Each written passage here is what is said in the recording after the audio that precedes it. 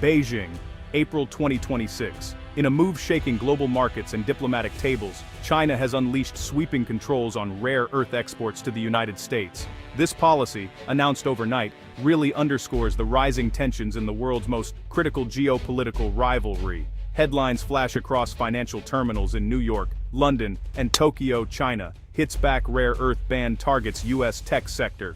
The announcement was made at a hastily arranged press briefing in Beijing, with Vice Premier Liu He standing before a wall of cameras. He declared that China must defend its national interests and technological sovereignty. Within minutes, the U.S. Department of Commerce issued a terse statement, promising to respond appropriately to any economic coercion. The world watched as markets tumbled and U.S. tech giants scrambled for alternatives. This single policy decision has forced companies, governments, and investors everywhere to confront a new reality. The global chess game between the US and China has entered a dramatic new phase, one that could really redefine alliances and industries for years to come. China's latest move is both bold and calculated. The government has imposed strict export controls on rare earth minerals and advanced semiconductors to the United States. These materials are, honestly, the lifeblood of modern technology, used in everything from smartphones and electric cars to sophisticated military hardware. The new policy not only limits the sale of raw minerals, but also restricts key components vital for American manufacturing. The action comes after years of growing tensions. The U.S. has placed heavy tariffs on Chinese goods, blacklisted Chinese tech firms, and limited exports of advanced chips. China's response marks an escalation, using its unique leverage as the world's top producer of rare earths. The Ministry of Commerce stated that national security concerns necessitate decisive action. This is not the first time China has wielded its dominance in rare earths. In 2010, Beijing briefly restricted exports to Japan. But the current controls against the United States are more comprehensive and could last longer. The timing and scope suggest that this is not just a warning, but a strategic pivot in China's approach to the economic rivalry. Why has China chosen this moment to act? Well, several factors converge. Tensions have escalated over Taiwan, with U.S. Navy patrols increasing in the Taiwan Strait. Washington recently expanded its own export controls on high-end chips, directly targeting China's AI and defense industries. Beijing views these moves as existential threats. Domestically, President Xi Jinping faces slowing economic growth and public pressure to stand up to American bullying. By targeting a sector where China holds a monopoly, Xi can rally support at home while sending a powerful message abroad. The move also signals China's frustration with what it sees as a lack of respect for its technological ambitions. Geopolitically, China wants to remind the world, and especially Washington, that it is not easily isolated. The timing coincides with key diplomatic events, such as the upcoming G20 summit. By acting now, China seeks to influence global discussions and reassert its role as a central player in world affairs. The U.S. technology sector is reeling. Rare earths are essential for making chips, displays, magnets, and batteries. Without them, companies like Apple, Tesla, and Lockheed Martin face immediate supply shortages. Prices for critical components have already soared.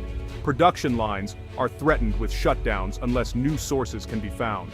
The Biden administration is scrambling to coordinate a response. Emergency meetings are taking place at the White House and Department of Commerce. Officials are reaching out to allies, looking for alternative suppliers in Australia, Canada, and Africa. But replacing China's output is not easy. It could take years to build new supply chains and processing facilities. American consumers may soon notice higher prices for electronics and electric vehicles. Defense contractors warn that delays could affect national security.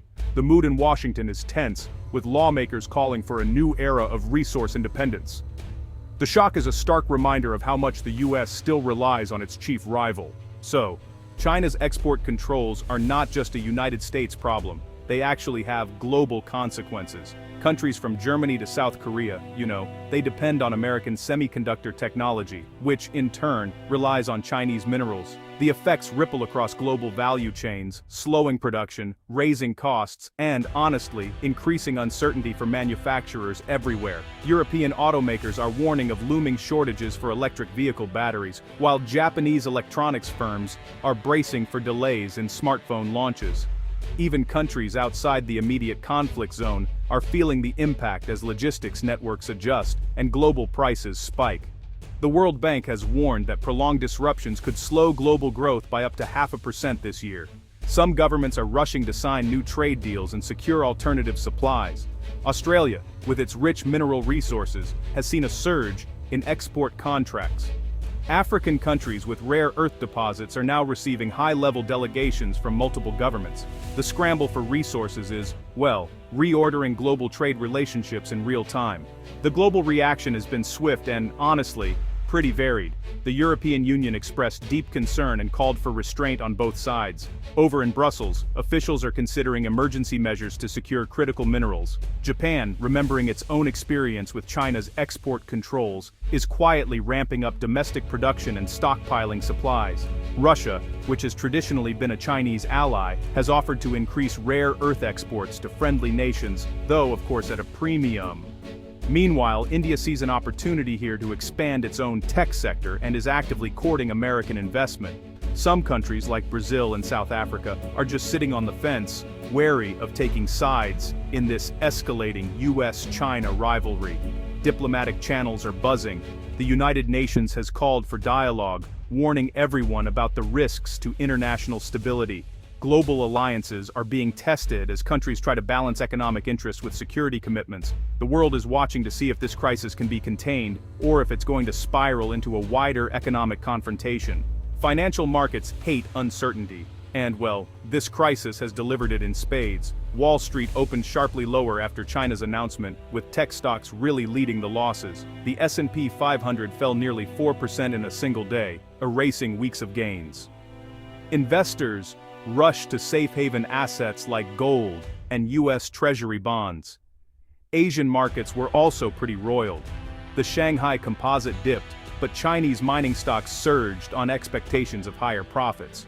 Over in Europe, in Chirbao the Nars and Chirbao Jiaos, major indices slumped as fears of a global slowdown grew.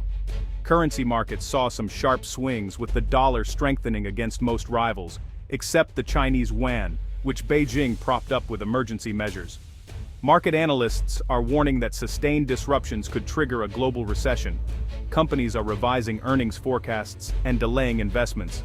The mood is anxious, with everyone waiting to see who will blink first, and what the next move will be in this high-stakes economic chess game.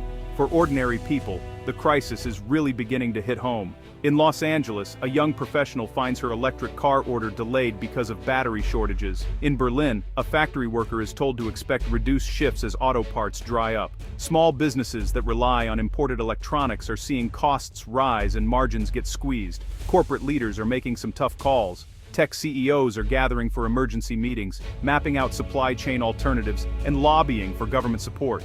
Some companies are accelerating investments in U.S.-based rare earth processing plants, even as costs soar. Others are warning that innovation could slow as critical components become harder to obtain. The sense of uncertainty is everywhere. Consumers are bracing for higher prices, while workers worry about job security. The crisis is no longer just a distant geopolitical drama. It's shaping daily life in real and immediate ways. This latest move by China has really forced the world to confront some hard truths. The era of easy globalization may honestly be over. National security and economic independence are now top priorities for governments and businesses alike. Supply chains are being re-examined, with resilience now valued over efficiency. The U.S. and its allies will work faster to reduce dependence on China, but the transition will be costly and complex. China, for its part, has shown that it's willing to use economic weapons to defend its interests. The risk of a prolonged standoff is real, with the potential to reshape everything from technology to trade, diplomacy to defense. Yet there are also opportunities. New partnerships might emerge, and countries with untapped resources could find themselves suddenly in demand. If dialogue resumes, both sides could find common ground on global challenges like climate change and innovation. For now, though, the world holds its breath, waiting to see how this high-stakes contest will play out, and what it really means for the future of global order.